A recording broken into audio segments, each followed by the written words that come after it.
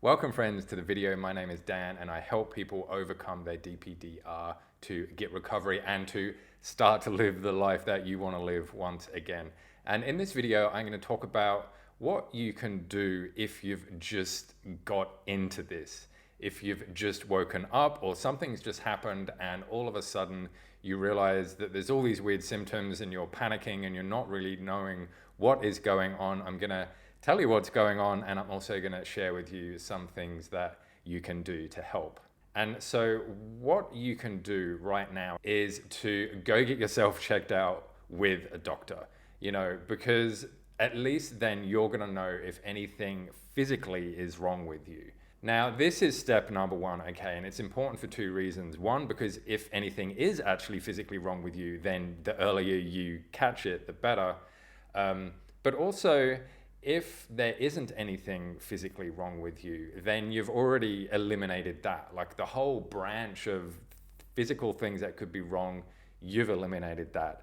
Now, that is actually a really good thing because A, you don't have anything physically wrong with you, but also you can put it down to, well, this is just anxiety. And if it's just anxiety, well, I say just, I know that it's very challenging and difficult right now, but you can put it down to it is anxiety, and these are the symptoms of anxiety. And whatever symptoms you're going through, it's a symptom of anxiety. It's not a symptom of anything else unless a doctor picks it up. It's pretty much a symptom of anxiety. So you can almost take heart in that the brain fog or the memory issues or the digestive issues or the whatever, any type of symptom, just put it all under the umbrella of anxiety. Here's all the symptoms, here's anxiety, okay? Because I know a lot of people, they'll go and see a doctor, they'll come back with a clean bill of health, and then they'll go and see another doctor. And then they'll go get an MRI. And then even after all that, then they'll start researching and saying, oh, well, some people in these groups said this, and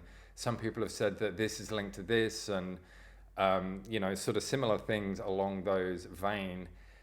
The thing with this behavior, if you're doing this, is that it's not actually moving you anywhere. It is really good to educate yourself, which is why you're watching these videos and why you've probably watched others. That is a proactive thing. It's not good to send you into a panic, or it's not good to have all these racing thoughts of what if it's this and what if it's that. All you're doing then is just making the anxiety stronger, you're making the symptoms stronger, so you're just thinking that things are worse. So once you have gotten that clean bill of health, then that's it. Cut it off there. No more researching, no more worrying about if it's something else. It isn't anything else. It's anxiety. Okay, so you've done step one, which is to go get checked out. And now you can move on to step two, which is beginning the recovery process out of this. And this is different for everybody. And there's no one way fits all. There's no special thing you can do. There's no special meditation or supplement you can take or exercise that you can do to get you out of this any quicker. It's basically about understanding what's going on, figuring out what's making you anxious, starting to teach your brain that the symptoms aren't there, they're not going to hurt you. To start getting on with life with the symptoms present while dealing with all the sort of underlying issues of perhaps what caused your anxiety in the first place. And then over time, what you're going to find is, your anxiety is going to go and then all the symptoms are going to lift. Now, again, this could be easier said than done because you might be in a panic. And when we're in a panic, we get really emotional and we catastrophize, we go to the worst possible conclusion. We think the worst possible things, or worse, we make up stuff which isn't even true and then start to believe that as well. And it's all just a big old spiral back down. To give you a bit of help, like one thing we look at in coaching too is sort of the three areas of the body, which is neurology, which is sort of all what's happening in the mind. There's physiology, which is sort of what you're doing, exercise, you're just sitting down all day, that type of stuff. And there's biochemistry, which is what nutrients are going into your body. So if you're not quite sure what to do and where to start, you can look at physiology and biochemistry. Are you leading an active lifestyle?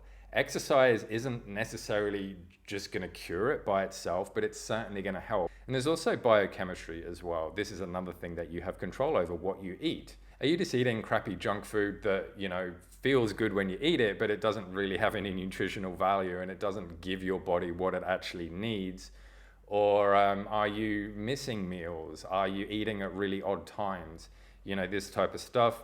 What you can do there is you can help yourself, you can help your biochemistry by making sure that you put some more healthy and proactive practices in place, like trying to eat at regular times and making sure that you have breakfast and making sure that you're getting all the nutrients that you need. Because again, this on its own isn't just going to cure you, but it goes a long way. You've got to give your body a fighting chance and your mind a fighting chance to do this, because most of the energy in your body, including the water that you drink as well, is used by the brain. So if you're not actually giving your body what it needs, then how is your brain going to be in its best form to be able to help you get out of this? And of course, the last thing is the neurology, which is where I guess you could say the therapy comes in, whether that's with a psychologist or a therapist, or me. I do coaching as my form of talk therapy with clients when I'm helping them recover from anxiety and DPDR.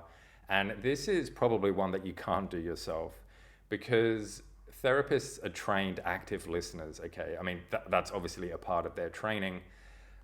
Listening actively is a lot different to just listening to somebody in a normal conversation. What people tend to do in a normal conversation is, when you're listening, most of the time you tend to want to get your point across, or if somebody says something that might remind you of something that you did, and so you're just sort of looking for an opportunity to speak.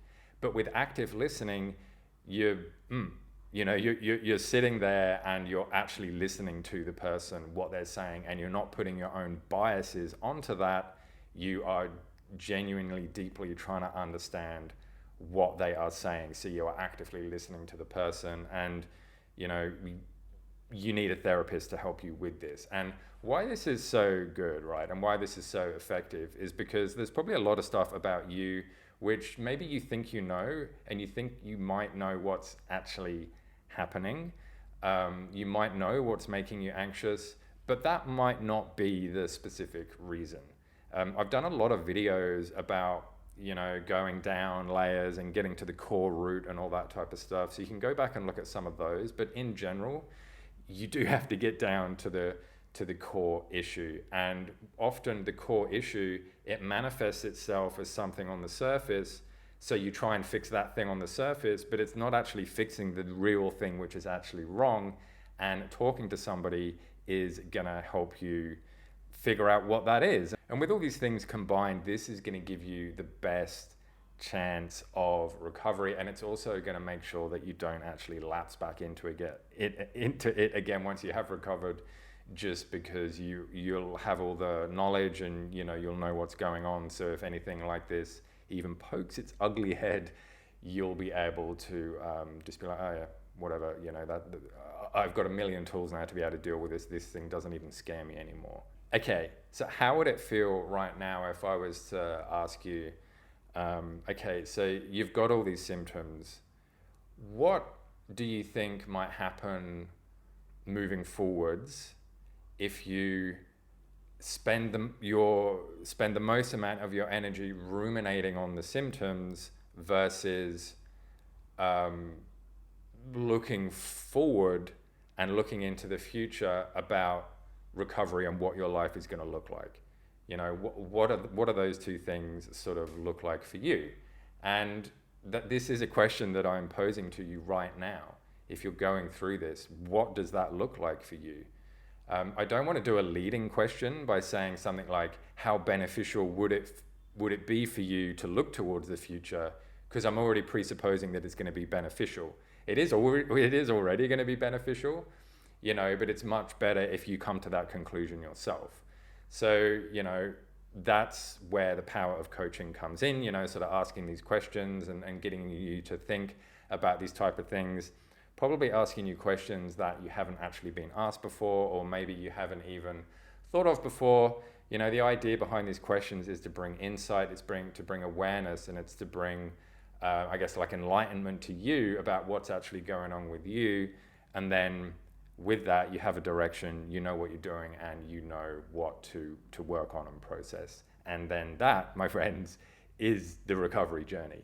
That is it right there. So my friends, I hope you have gotten something out of this video, and I hope it really has helped you. And I know that things are tough right now, but they will get better. You've just got to make sure that you're doing your best to do the proactive things rather than the reactive things.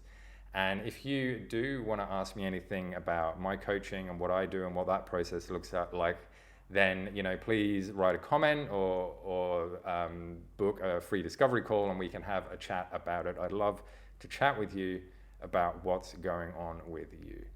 And okay, my friends, until next time, I'll see you all in the next video. Bye.